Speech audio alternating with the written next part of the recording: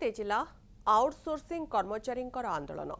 तो यार भितर आउटसोर्सिंग कर्मचारी केमिति आंदोलन पंथा को बांटी देखा मिलूँ सेप्टेम्बर सुधा दाबी पूरण नहले आंदोलन को आहरी व्यापक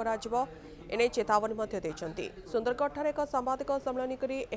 ओडिशा सरकारी आउटसोर्सिंग कर्मचारी महासंघ दरमा वृद्धि चाकरी सुरक्षा सेमानकर मुख्य प्रसंग रही सहित पुराना सरकार 25% दरमा वृद्धि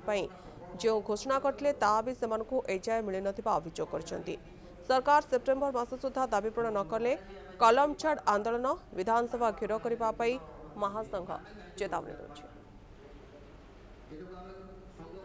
आमर आगामी दिन में किसी दाबी आम करूँ जोटा कि सरकार किसी मानी किंतु कौन हो कि 25% से खाली बढ़े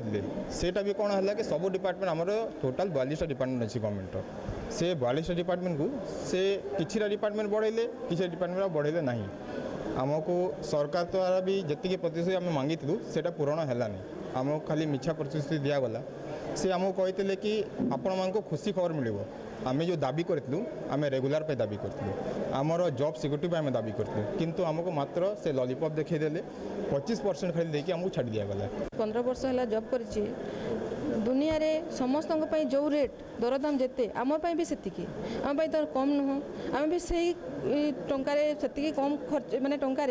आम एत खर्च करवा छुआ मानने बड़ करवा पाठ पढ़ेवा बापा माँ को रोगिणी बापा माँ को मानने सेवा शुश्रूषा खर्च करवा से टंकार आम मानने आम उपयुक्त हो पारूनु आम सरकार को निवेदन करुँ जे से आम दाबी टे शुणु आम भी बहुत वर्ष खटिलुणी आ छोटे कर मझी मझे पिला एत वर्ष खटिला आम जब बयस चली जाऊँगी छोटे कर कुआड़े जीवु से।